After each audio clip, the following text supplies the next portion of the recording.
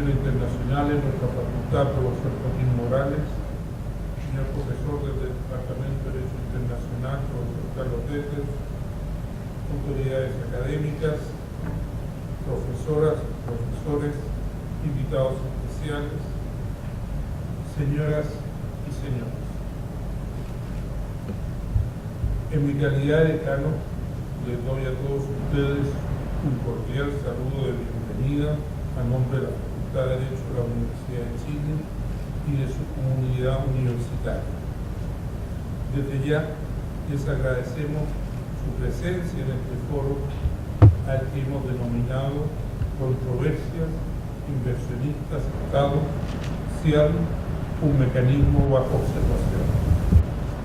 Esta iniciativa refleja el permanente compromiso de esta facultad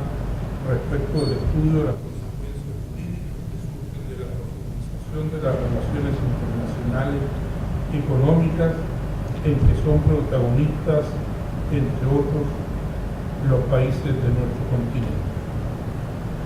Sobre el escenario antes descrito, especial atención debemos prestar al creciente fenómeno de las inversiones extranjeras que tienen como destino países de nuestra región y donde el origen de tales capitales se encuentra mayoritariamente en las naciones desarrolladas, exportadoras de capital y tecnología. Lo anterior, sin perjuicio del crecimiento, fenómeno de inversiones extranjeras intra-latinoamericanas que paulatinamente ha ido en aumento. Teniendo presente lo anterior, se hace evidente la posibilidad de que se verifiquen más controversias entre inversionistas y estados receptores, lo que constituye una contingencia cierta para nuestra región. Tales controversias han mutado desde los fenómenos de los propietarios clásicos, como fue el conocido caso Barcelona Traction, a sofisticados conflictos donde los llamados a resolverlos han debido enfrentar y enfrentan complicaciones tan sensibles como tener que determinar fundadamente hasta dónde llegan las capacidades regulatorias del Estado sin que éstas sean interpretadas como expropiaciones regulatorias. Lo ya descrito se sofistica más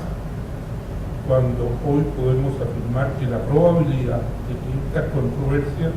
sean sometidas a tribunales arbitrales internacionales es bastante alta. Una de las razones de esta alta probabilidad encuentra su origen en el hecho que los países del mundo, en un afán de atraer inversión extranjera,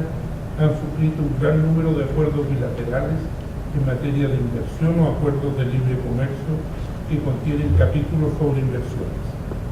Es en estos instrumentos internacionales donde por regla general los estados expresan su consentimiento de someterse a la jurisdicción internacional en caso que se verifiquen este tipo de diferencias. Debo señalar que la existencia de este consentimiento, el cual es piedra angular del sistema, ha potenciado el rol del Centro de Arreglo de Diferencias Relativas a Inversiones del Banco Mundial, más conocido por su sigla en español, CIADI, el cual provee una institucionalidad a la medida para la conciliación y o el arbitraje en materia de controversias relativas a inversión.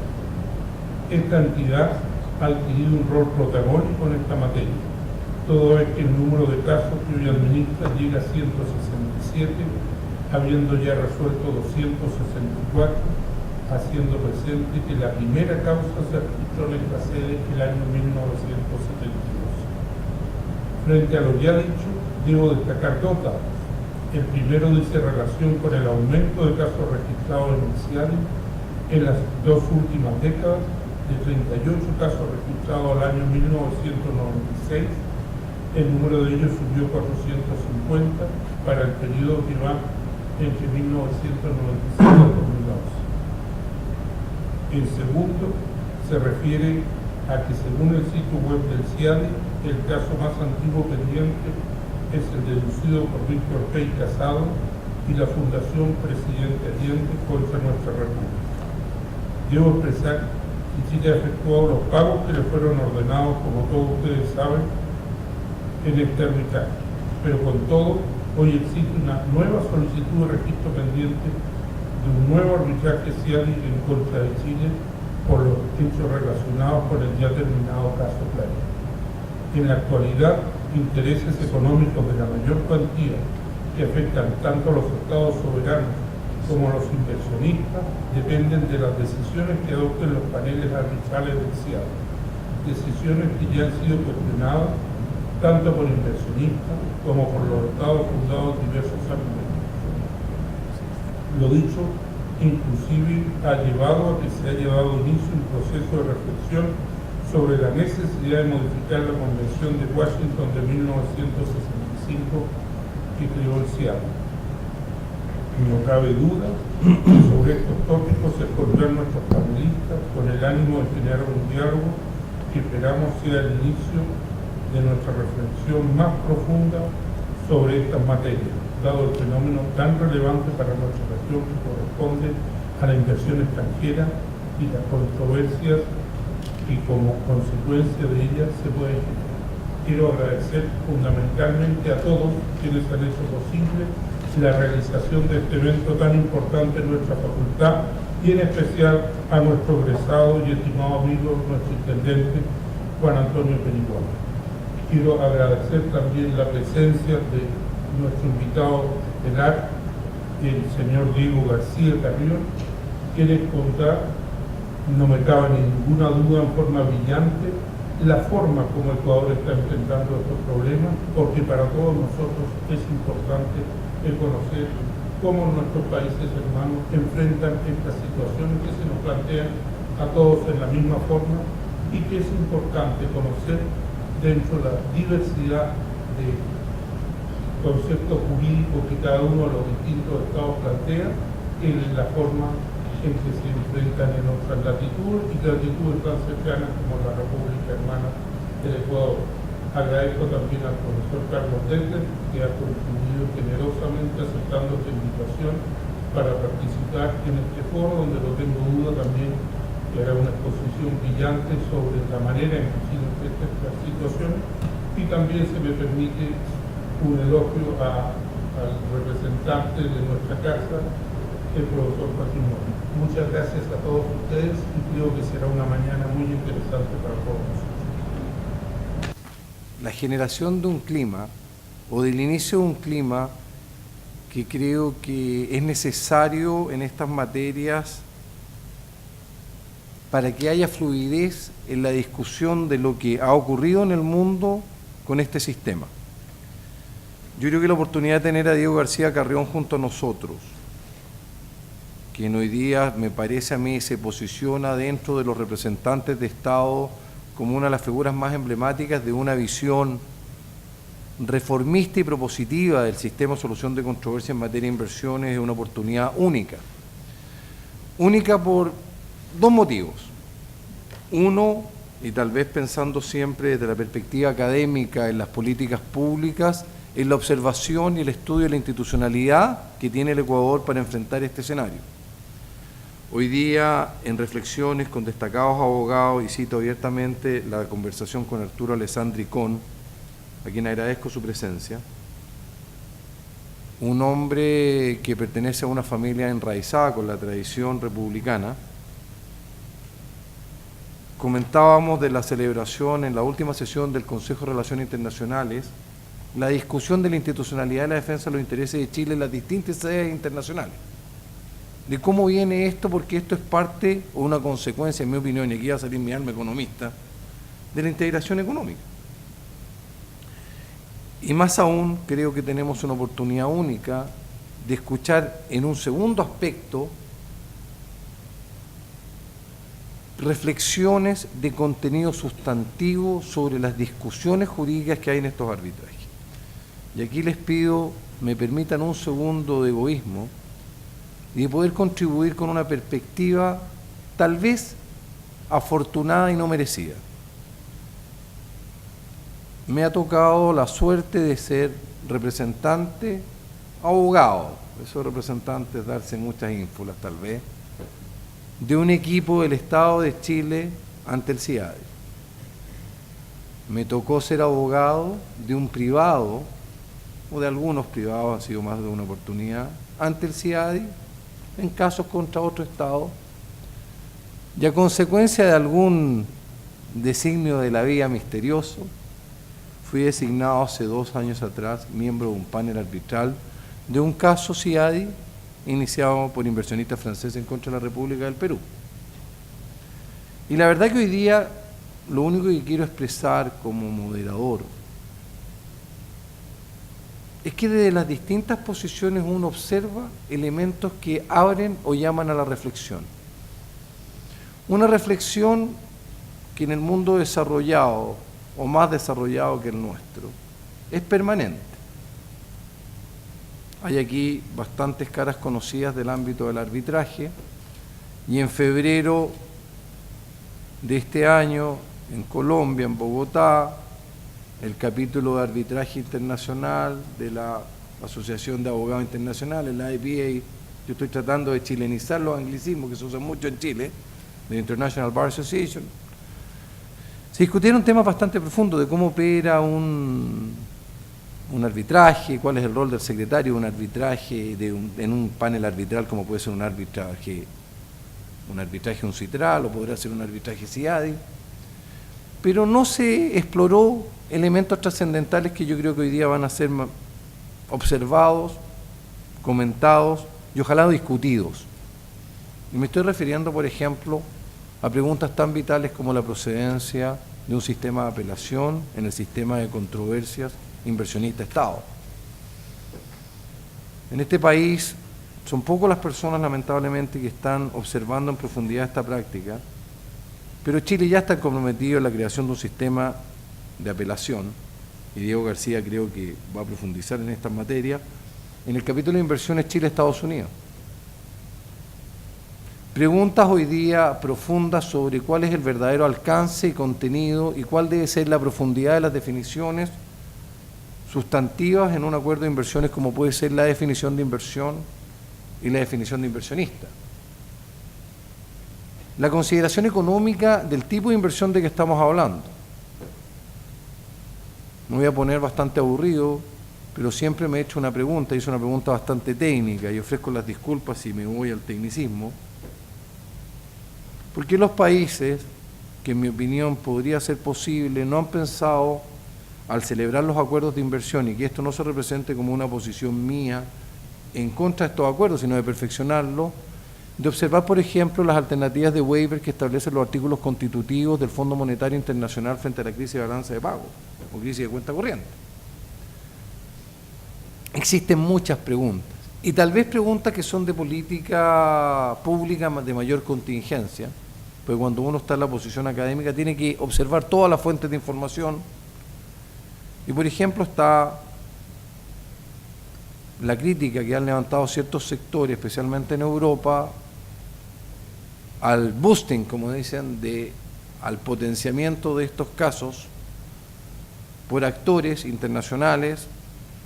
que por un lado aparecen como asesores de gobierno en la integración económica por la vía de los tratados de inversiones y después aparecen como árbitros o como litigantes. La crítica que existe a un tema que yo creo que es transversal a todos los países, que es, comilla, el movimiento de los funcionarios públicos especializados en este tipo de materias que van después a trabajar al sector privado, y algunos de ellos uno se los cruza después litigando en contra de los países en cuyos gobiernos ellos trabajaron, que son preguntas importantes dentro de todo, desde la discusión tal vez de las políticas públicas de la administración. Reflexiones hay bastante. Creo sinceramente que en Chile no hemos desarrollado una meditación profunda sobre estas materias. Un día de esto se podría hacer un juego de rol y empezar a observar ciertos escenarios donde, producto de políticas económicas que pueden variar en el futuro, ciertas tensiones o ciertas medidas que adopten los gobiernos puedan ser interpretadas como violaciones a los tratados. Una pregunta para mi respetado y querido amigo Carlos Defle, profesor de esta facultad y que participa en este foro en ese rol, y me va a retar Carlos por lo que voy a decir, pero que tiene una camiseta además de fiscal del Comité de Inversiones Extranjeras con una gran fiscalía, donde es conocido que es posible internacionalizar el conflicto a través de una operación Decreto Ley 600, que se puede iniciar históricamente a través de una operación de inversión chilena al exterior que vuelva a Chile como inversión extranjera. Hay un caso muy conocido en Chile de una mega inversión minera que al final del día es de propiedad de capitales chilenos, pero está hecha como una inversión desde Inglaterra. Existen muchas preguntas. La oportunidad de tener a Diego García para nosotros es un privilegio. Vuelvo a insistir en que desde mi posición académico, y debo reconocerlo, don Diego, como árbitro, en un ejercicio de arbitraje bastante modesto, he seguido su trayectoria y creo que hoy día tenemos la oportunidad de poder escuchar las palabras de alguien que, más allá del arbitraje en inversión, tiene la coordinación de la representación del Estado del Ecuador en distintos foros de disputa, inclusive va más allá en su cargo. Un cargo que inclusive lo obliga a estar a cargo del tema de control de lavados activos, un cargo que lo ha posicionado a tener que coordinar la defensa de los intereses del Ecuador tanto internamente como en el foro internacional y especialmente en esta oportunidad de inversiones y en otros foros internacionales como puede ser la posibilidad de los litigios en la Comisión Interamericana de Derechos Humanos y después en la Corte Interamericana de Derechos Humanos, que es otro tema que nosotros hemos conocido por la vía de algunos casos que han sido presentados en contra de la República. Creo que solamente me corresponde además señalar que la designación del procurador es una designación que parte a través del Consejo de Participación Ciudadana y Control Social del Ecuador. Los honores y los reconocimientos de Diego García Carrión en Ecuador e internacionalmente son vastamente conocidos y quiero remarcar que lo que más destaco desde la posición académica es la oportunidad de poder escuchar una presentación que me parece a mí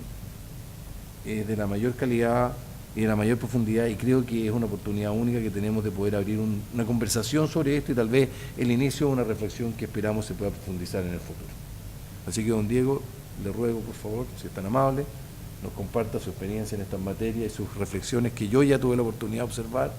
y que creo que es una oportunidad única para los que estamos en arbitraje inversionista de Estado. Muchas gracias. Buenos días a todos. Quisiera comenzar por agradecer a la Universidad de Chile, a la Facultad de Derecho de la Universidad de Chile y particularmente a su decano y a su director de Relaciones Internacionales por esta invitación y la posibilidad de compartir con ustedes unos momentos de reflexión y más que nada compartir con ustedes una experiencia vivida durante estos últimos 5 años a cargo de la defensa del Estado ecuatoriano. Y para hacer esto, contarles brevemente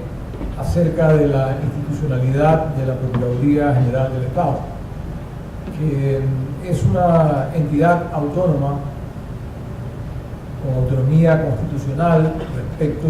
del resto de los poderes públicos, independiente del Ejecutivo, lo que me permite manejar la defensa del Estado desde una posición independiente, con una visión de Estado, más allá del gobierno individualmente considerado, pero que a su vez me obliga a aclarar que en mis expresiones yo represento finalmente a la posición de la defensa del Estado, no necesariamente a la visión de política internacional o política de inversiones o comercial del Ejecutivo ecuatoriano. La Procuraduría General del Estado tiene un rol dentro del sistema constitucional ecuatoriano a través del cual le están asignadas básicamente 3 funciones. Una que tiene relación con el control de la legalidad de actos y contratos dentro del Ecuador, actos y contratos de la Administración Pública Ecuatoriana, fundamentalmente dirigida hacia un control ex post diferente del de la Contraloría y restringido a los aspectos de legalidad y no a los aspectos técnicos de la contratación, pero que finalmente puede terminar en un análisis de la legalidad de los contratos hacia la Contraloría General del Estado. Otra área que tiene relación con la asesoría legal de las instituciones del sector público y esta es un área en la que se pueden generar pronunciamientos vinculantes para la administración pública a través de consultas al Procurador General del Estado. La Corte Constitucional Ecuatoriana ha llegado a decir que cuando el Procurador General del Estado se pronuncia en una consulta planteada en temas de aplicación de la ley, el Procurador General del Estado está generando un pronunciamiento de derecho positivo. No necesariamente comparto la visión de la Corte Constitucional, pero eso es lo que ha dicho la Corte Constitucional del Ecuador, y de ahí la importancia, de ahí la gran relevancia que puede tener en un momento dado un pronunciamiento del Procurador para la administración pública en general. Y finalmente, el patrocinio del Estado, la representación judicial y del Estado dentro y fuera del territorio ecuatoriano. Esto nos obliga a asumir la defensa del Estado en todos los procesos contra el Estado y sus instituciones dentro del país. Nos obliga a asumir la defensa del Estado en el sistema interamericano de derechos humanos. Asumimos la defensa frente a los casos de violaciones a los derechos humanos que se tratan en la Comisión Interamericana de Derechos Humanos y luego en la Corte Interamericana de Derechos Humanos, y finalmente los procesos que se llevan a nivel internacional o en jurisdicciones extranjeras en contra del Estado ecuatoriano. Y dentro de ese aspecto, el arbitraje de inversiones. Como ven, es un amplio marco dentro del cual funciona la Procuraduría General del Estado como abogado del Estado, y una pequeña parte de esto está referida al arbitraje nacional y al arbitraje internacional, particularmente en inversiones. Y para eso hemos tenido que generar equipos de trabajo especializados en diferentes áreas que nos permitan asumir esta defensa con responsabilidad frente a la ciudadanía ecuatoriana. Pero no es de la institucionalidad de lo que vengo a hablarles hoy, es simplemente un contexto dentro del cual poner la participación de esta institución para poder tener claro quién es su interlocutor hoy en esta jornada y el que va a hacerles la siguiente presentación. Y he dividido mi presentación de hoy en dos partes, que las vamos a ver enseguida. Una primera parte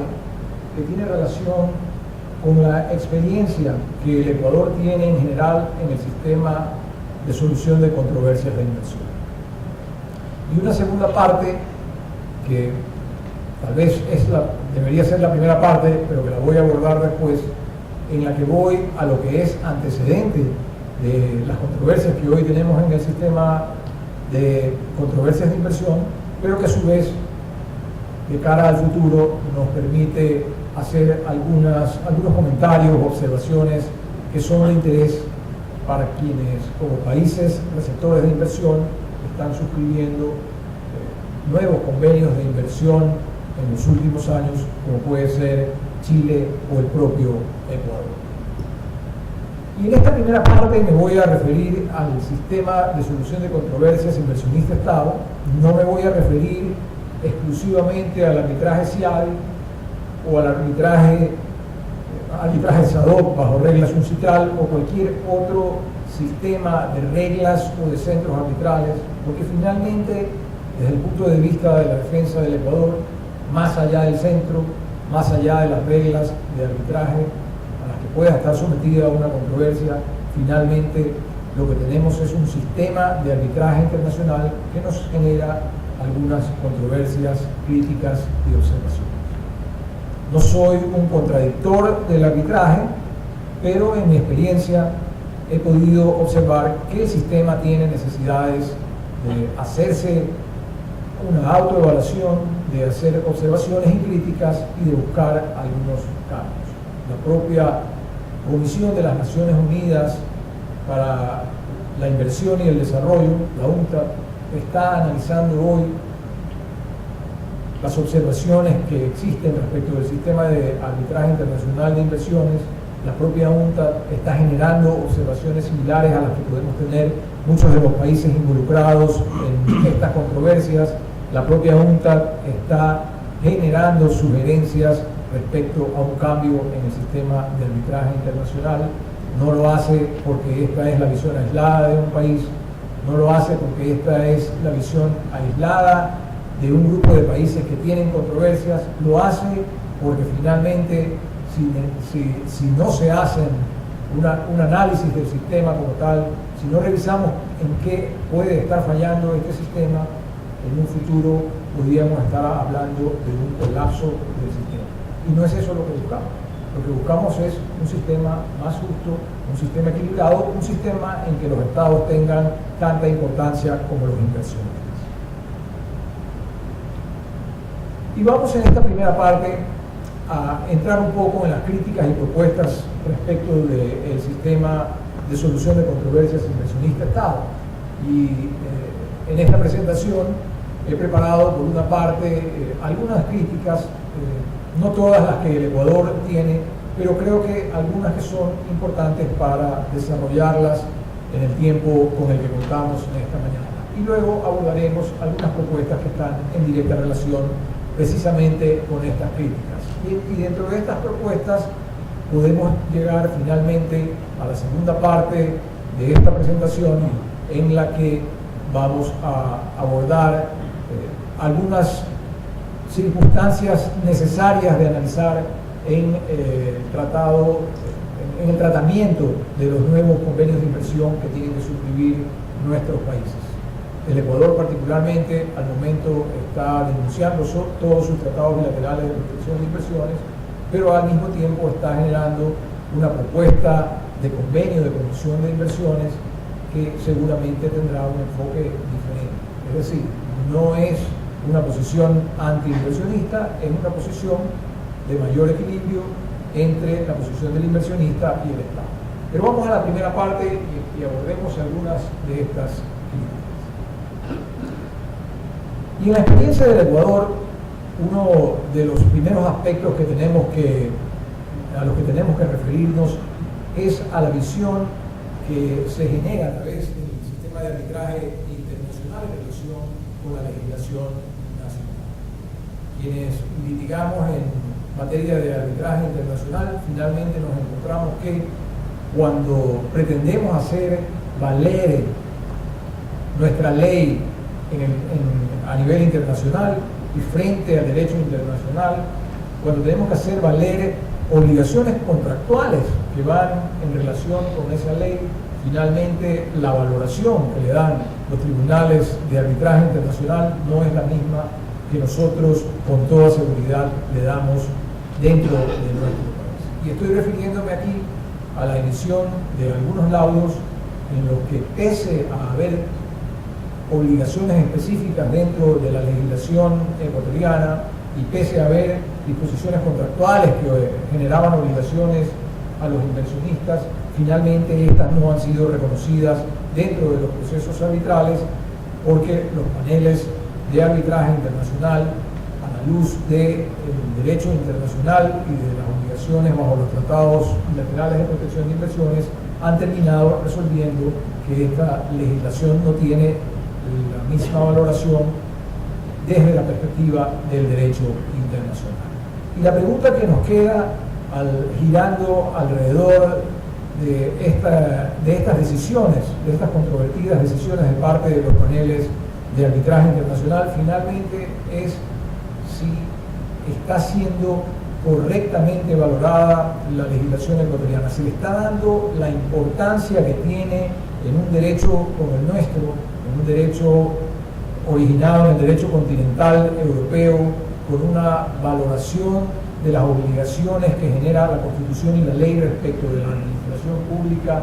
el principio de legalidad generado por la propia Constitución. Están valorando los árbitros ese principio de legalidad, están viendo la obligación que tiene el funcionario administrativo de aplicar una disposición de su ley o del contrato, o estamos restándole importancia a esta obligación desde el análisis que se hace en los paneles arbitrales. Y les voy a contar aquí respecto de uno de de los casos más importantes que el Ecuador ha tenido en materia de controversias internacionales. Me refiero al caso Occidental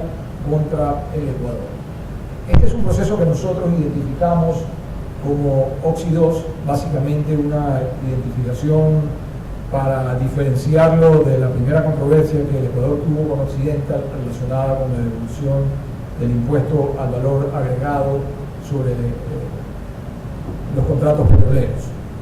Pero esta controversia arbitral está referida exclusivamente al contrato principal de participación que tenía Occidental con el Ecuador y fundamentalmente a la declaratoria de caducidad del contrato que se declaró en mayo del año 2006. ¿Qué pasó en este proceso de arbitraje internacional? Y voy a referirme brevemente al contexto del contrato, las obligaciones legales que tenía Occidental y las obligaciones contractuales que tenía Occidental. Obviamente, sin entrar en mayores detalles por cuestiones de tiempo. El caso Occidental es tan emblemático, con tantas aristas que analizar, que podríamos dedicarnos exclusivamente a él. Pero para poder tener una mejor visión de lo que está sucediendo en los casos del Ecuador, voy a referirme brevemente a los aspectos principales. Y lo primero que hay que tener en cuenta es que este proceso, la controversia como tal, empieza en el año 2004, en el gobierno del presidente Lucio Gutiérrez, cuando se descubre que Occidental había cedido sus derechos en el contrato de participación a una empresa canadiense sin la autorización del ministro de Energía y Minas ecuatoriana, autorización que era exigida por la propia ley ecuatoriana y estaba reconocido así en el contrato,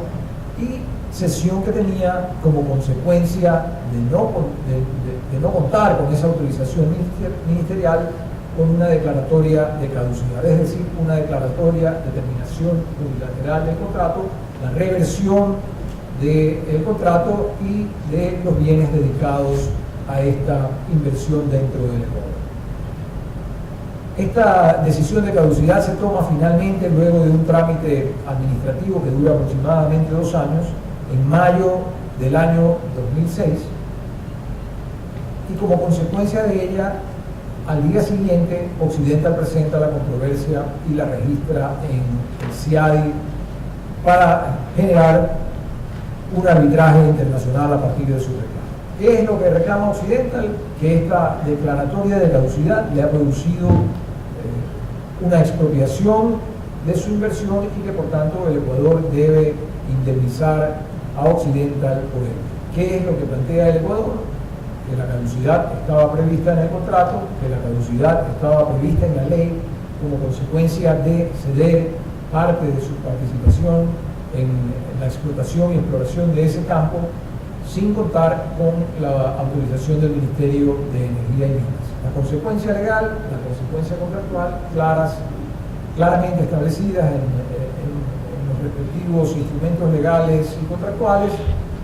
y, por tanto, de aplicación obligatoria para los funcionarios de la Administración Pública del Ecuador. Se declaró la caducidad en mayo del 2006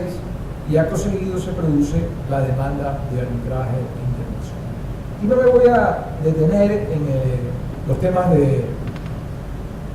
las alegaciones de jurisdicción que hizo el Ecuador. La caducidad estaba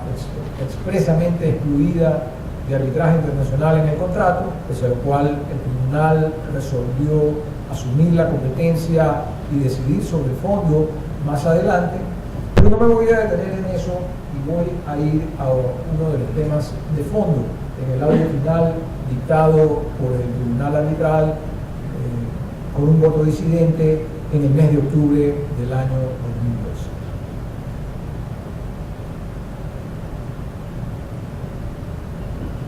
Y en esta decisión del tribunal arbitral, el tribunal concluye que pese a existir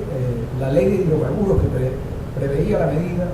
y que pese a existir el contrato de participación que hacía aplicable la medida, que había sido suscrito por la compañía Occidental con conocimiento pleno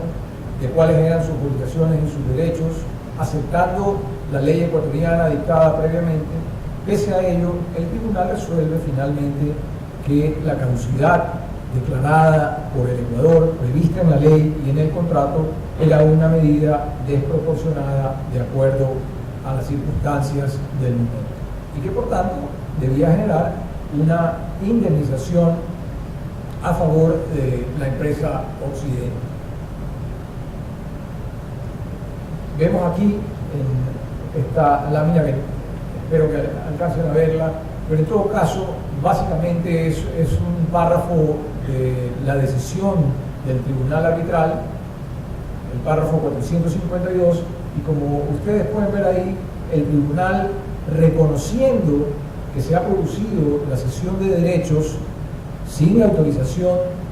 del Ministerio de Energía y Minas, reconociendo que ha habido una violación del contrato, finalmente decide que el decreto de caducidad no fue una respuesta proporcionada en las circunstancias particulares de esta relación contractual. Es decir, una decisión que finalmente resta valor a la ley y al contrato suscrito por las partes, aplicando para ello el derecho internacional y el Tratado Bilateral de Protección de Inversión. Pero sucede una cosa curiosa dentro de esta decisión arbitral. Curiosa porque, para que los que hemos litigado dentro de nuestros respectivos países, estoy seguro que aquí sucede lo mismo, o hemos litigado en la justicia ordinaria o en materia arbitral,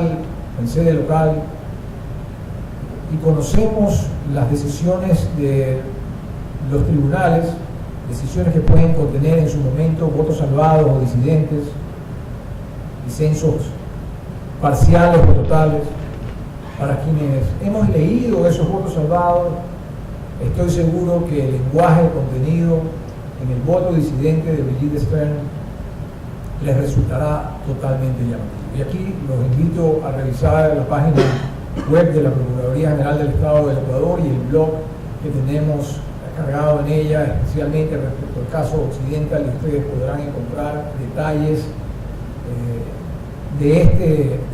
este laudo y del voto disidente de la profesora Brigitte Stern. Para muchos les sonará conocida porque es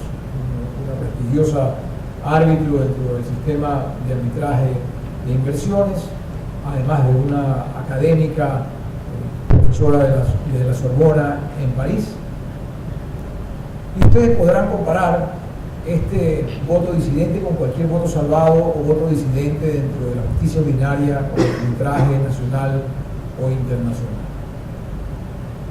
Y hemos encontrado siempre que un árbitro o un magistrado de una corte puede no estar de acuerdo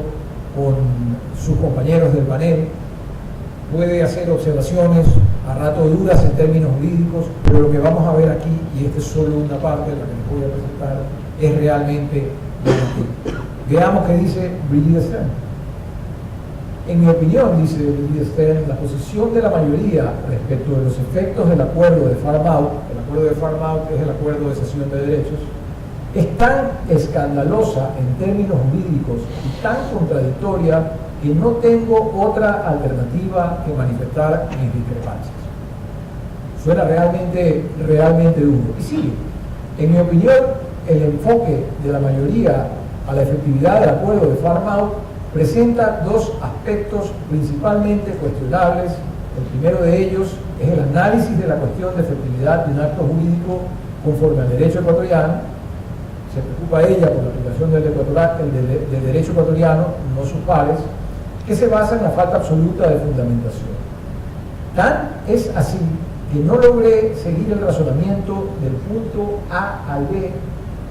y presenta groseros errores jurídicos en la propuesta de interpretación del contenido del derecho ecuatoriano. Está haciendo una referencia a la motivación, al análisis de la motivación hecha por sus compañeros de panel arbitral. Y de acuerdo con su propia posición, dice que siguiendo la ruta del análisis jurídico, de la lógica jurídica planteada por el resto del tribunal no puede encontrar una relación entre la premisa y la consecuencia. Es realmente impresionante. Y más adelante sigue con igual contundencia. El segundo, y en mi opinión el más grave, es el manifiesto exceso de poder del auto, al anular un contrato relativo a una sociedad que no solo no era parte del arbitraje, sino que incluso si hubiera sido parte, no podría haber sido considerada, ya que se trata de un inversor chino, como un inversor respecto del cual el tribunal tenía jurisdicción conforme al TBI entre Ecuador y los Estados Unidos. Y para poner esto en contexto, estamos hablando de una cesión de derechos del 40% que hizo Occidental a una canadiense, una empresa en Cana, que esta a su vez le cedió a una empresa china ese mismo 40%. Estamos hablando de que el tribunal, pese a esa cesión de derechos, finalmente le concedió el 100% a Occidental en una controversia basada en un tratado que no le era aplicable a ninguno de los dos inversionistas, ni a la empresa canadiense ni a la empresa china. Cómo forzó el tribunal para llegar a darle no el 60%, que finalmente era lo que tenía Occidental, habiéndose reconocido que se dio sus derechos, el tribunal decide darle el 100%. Esto realmente es un tema que genera un llamado de atención para cualquiera. Y genera más llamado de atención cuando partimos del hecho de que para llegar a esa conclusión se tuvo que considerar que esa misma cesión de derechos en el contrato, firmada por Occidental con Encana, no tenía valor por el hecho de no haber contado con la autorización del Ministerio de Energía y Minas. Es decir, se reconoce la violación, pero el efecto no le es desfavorable al que violó el contrato. Por el contrario, su falta le permite verse favorecida al entregársele ese 40% que ya no tiene. Y para eso tuvieron que considerar que el derecho civil ecuatoriano permitía restarle los efectos a un acto que era violatorio de la ley. Pero conocemos en derecho civil ecuatoriano exactamente igual en esa parte al derecho civil chileno, que para que se pierda la validez de un contrato, para que se produzca el efecto de la nulidad, esta tiene que ser declarada judicialmente. Aquí no hubo declaración judicial de nulidad, sin embargo, el tribunal consideró inexistente el contrato y resolvió respecto de un 40% que supuestamente hoy es de un inversionista chino no protegido por el Tratado Bilateral de Protección de Inversiones.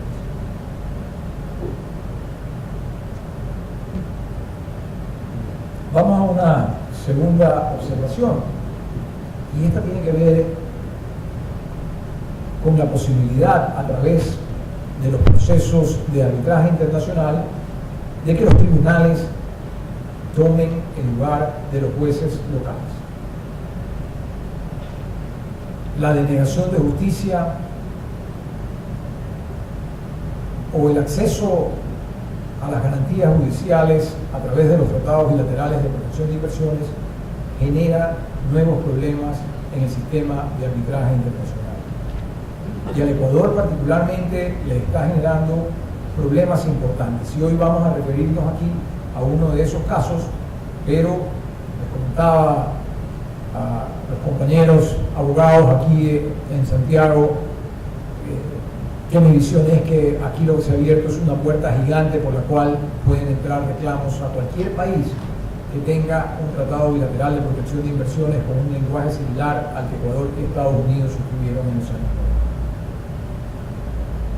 90. Un tribunal arbitral, y me voy a referir después particularmente al caso Chevron contra el Ecuador, un tribunal arbitral resolvió tomar el lugar de los jueces ecuatorianos, de los jueces locales, revisando sus decisiones y dejándolas sin efecto. Con esto se genera una disminución de la capacidad de un Estado para administrar justicia y para concluir con los procesos de revisión interna, los procesos de remediación o corrección que dentro del propio sistema de administración de justicia local tiene un país para llegar a revisar decisiones de primera o segunda instancia que hayan sido tomadas equivocadamente. ¿Qué es lo que pasó en el caso Chevron 2? Y voy aquí también a hacer una aclaración, porque Chevron contra Ecuador es un caso muy conocido, pero es más conocido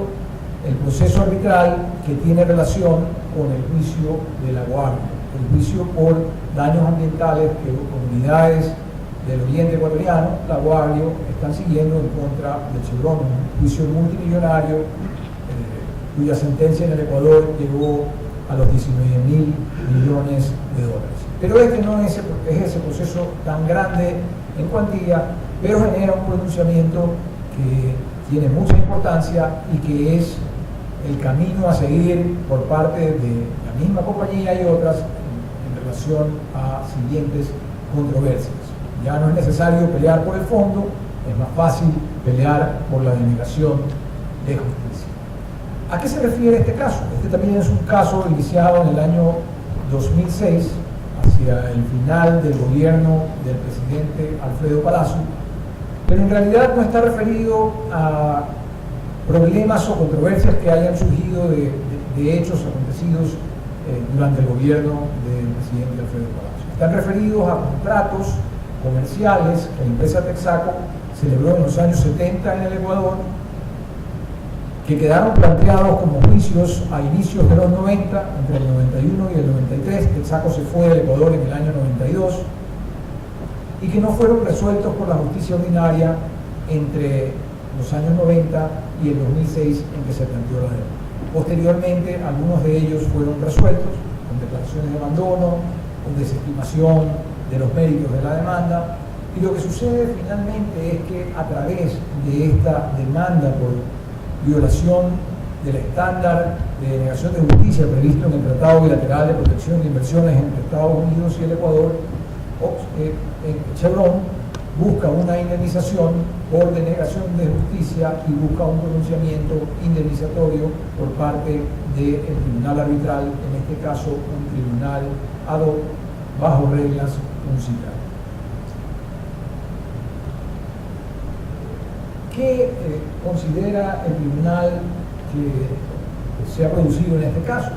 El tribunal, analizando una de las obligaciones que contenía el Tratado Bilateral de Protecciones, el artículo 2.7 de este tratado, considera que al no haberse resuelto oportunamente los procesos judiciales, el Ecuador ha violado su obligación de proveer medios efectivos de administración de justicia a la empresa Texaco, actualmente Chevron.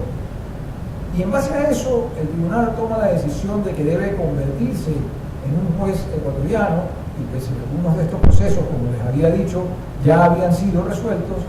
asume la competencia, asume la capacidad de dictar sentencias y finalmente dicta nuevas sentencias que revierten las decisiones tomadas dentro de la jurisdicción local. Y estas sentencias, a pesar de que algunas habían sido procesos declarados en abandono, a pesar de que algunos habían tenido sentencias contrarias a Texaco, terminan en sentencias que condenan al Estado ecuatoriano, analizan los hechos y el derecho bajo derecho local y finalmente resuelven nuevas decisiones que se superponen a las decisiones tomadas por la jurisdicción local. ¿Qué piensa el Ecuador al respecto? Que el tribunal aplicó equivocadamente un estándar previsto en el Tratado Bilateral de Protección de Inversiones, particularmente que a pesar de que este estándar no estaba referido a demoras en la administración de justicia, sino a un análisis del sistema de administración de justicia como tal y no de casos específicos o casos en particular, que a pesar de eso el tribunal resolvió aplicarlo de otra manera a la que estaba prevista en el Tratado Bilateral de Protección de Inversiones. Y más adelante voy a regresar brevemente sobre este tema para mencionar un tema que también es importante analizar, que es precisamente la aplicación de este estándar de medios efectivos frente al estándar de denegación de justicia bajo el derecho internacional consular. ¿Qué dijo el tribunal en Chevron 2? En este laudo parcial sobre responsabilidad, aquí hubo un laudo parcial sobre responsabilidad y luego hubo un laudo final para revisar simplemente la cuantía de la indemnización en relación a la aplicación de la legislación tributaria ecuatoriana. Pero este laudo parcial que ya resolvió sobre la responsabilidad el 30 de marzo del 2010, dice, el tribunal reitera que su tarea es decidir el caso del tribunal como lo hubiera hecho un juez ecuatoriano honesto, independiente e imparcial, aplicando el derecho ecuatoriano. Esto a pesar de que al no haberse aplicado el estándar de denegación de justicia bajo el derecho internacional consuetudinario, el tribunal no juzgó a la justicia ecuatoriana, simplemente juzgó los casos por la demora en la administración de justicia y decidió asumir esa competencia en cada uno de los casos. Vamos a regresar posteriormente a Chevron 2 para hacer una mención adicional, pero quiero pasar a una tercera observación que tiene que ver con los mecanismos para revisión de los pagos. Y voy aquí a serles sincero, cuando yo empecé a hablar de esto hace un par de años, yo mismo me cuestionaba si estaba pensando en algo que desnaturalizaría al arbitraje, bajo el pensamiento de que el arbitraje tiene que tener una sola instancia y que solo debe estar sometido a procesos de anulación por causales específicas, concretas, restringidas a una determinada violación de derechos o de procedimiento que pueda generar tal decisión. Pero a medida que pasa el tiempo, observo que esta es una discusión que va, por lo menos, si no con absoluto, con un pensamiento unificado, generándose con el paso del tiempo en más foros en los que yo he podido asistir. Y entre esos, el diálogo multilateral de inversiones de la propia UNCTAD, que generó un informe en mayo de este año 2013, hace poco más de un mes, para quienes siguen con atención los temas de arbitraje, de inversión. Creo que este es un documento que vale la pena ver, está en la página web de la UNCTAD. Yo he hecho aquí una impresión, pero ustedes lo pueden encontrar en la página web de la UNCTAD. Y este documento precisamente relata el resultado de este diálogo multilateral y está destinado a una reforma del sistema de disputas entre inversionista y Estado. Es decir, la propia UNCTAD está hablando de ello y está poniendo entre las posibilidades la existencia de un mecanismo de control de la legalidad de los laudos e inclusive la existencia de un centro arbitral independiente, con árbitros fuera del sistema actual en el que los árbitros son abogados o miembros de prestigiosas firmas jurídicas en todo el mundo y que por tanto pueden en un momento dado tener sus propios intereses o sus propias visiones respecto del derecho internacional y una visión sobre las inversiones como tal que pueda afectar a su absoluta objetividad en las decisiones. Pero voy a referirme ahora a este punto en concreto y lo primero que tenemos que anotar es que no existe actualmente un sistema de control de la legalidad de estas decisiones que se producen a través del sistema de arbitraje internacional de inversiones. No hay un pronunciamiento que pueda acceder a las decisiones en la valoración de los hechos, en el análisis del derecho, salvo que ingrese dentro de esta limitada causalidad que puede generar un reclamo de anulación de un laudo. El sistema finalmente no es suficiente, el sistema es insuficiente y por tanto está produciendo decisiones contradictorias y más adelante vamos a ver aquí algunas de ellas para poder graficar mejor esta parte del análisis. El recurso de anulación de un laudo entonces no genera la efectividad que se espera, no permite revisar todos los hechos y el derecho, no permite tener una valoración diferente de parte de un comité de anulación con respecto a lo que ha decidido un tribunal en determinado caso. Y vamos a ver aquí dos casos que nos permiten ejemplificar de mejor manera esta preocupación. como ustedes conocen, en el sistema de arbitraje CIADI, los procesos de anulación son manejados por un comité de anulación, una especie de un segundo tribunal integrado por árbitros de la lista CIADI, a diferencia de los tribunales de arbitraje CIADI que pueden estar por fuera de esta lista. Los comités de anulación están restringidos a la lista de árbitros de CIADI y por tanto es un mundo mucho más reducido y se reduce más en consideración a las nacionalidades de las partes que intervienen, a los otros árbitros, a los inversionistas demandantes, a los estados demandados y sus respectivos equipos de abogados. Entonces, finalmente, quienes pueden tomar parte de un comité de anulación son un grupo muy pequeño, lo cual genera una preocupación adicional para poder conformar uno de estos comités en una forma en que responda a las necesidades objetivas de una decisión que corrija las nulidades que pudiera tener un laudo arbitral. Veamos qué dice este comité de anulación. Este es el caso CMS Gas Transmission Company contra Argentina. Es un comité de anulación CIADI que toma una decisión el 12 de mayo del año 2005. Veamos qué dice el comité. El comité recuerda una vez más que solo tiene una jurisdicción limitada con arreglo al artículo 52 del convenio CIADI. En concreto,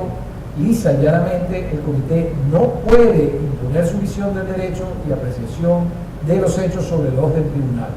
a pesar de los errores y vacíos identificados en el laudo. En definitiva, el tribunal aplicó el artículo 11 del tratado, aun si lo fue en forma ambigua y defectuosa. Hay un reconocimiento evidente de que el fallo tiene errores sustanciales. Sin embargo, el comité de anulación se ve en la incapacidad de asumir la corrección de esos errores y simplemente tiene que abstenerse en el pronunciamiento. Otro caso similar, el de Maritime International Nominees Establishment contra Guinea. Este también es un comité de anulación CIADI en diciembre del año 1989. ¿Qué dice el comité? Debe trazarse una distinción entre el desconocimiento voluntario de las normas aplicables del derecho y una aplicación errónea de esas normas que aun cuando sea manifiestamente injustificada, no constituye causal de anulación. Finalmente, el sistema de anulación puede proveernos algunas herramientas para corregir errores arbitrales, pero es un mundo mucho más restringido que el de la discusión de los hechos y el derecho discutidos dentro del proceso arbitral. Debemos dar este paso, por lo menos debemos discutirlo, por lo menos debemos analizar si es que es necesario generar un sistema de apelación en el que pueda realmente discutirse este tipo de errores dentro del arbitraje internacional.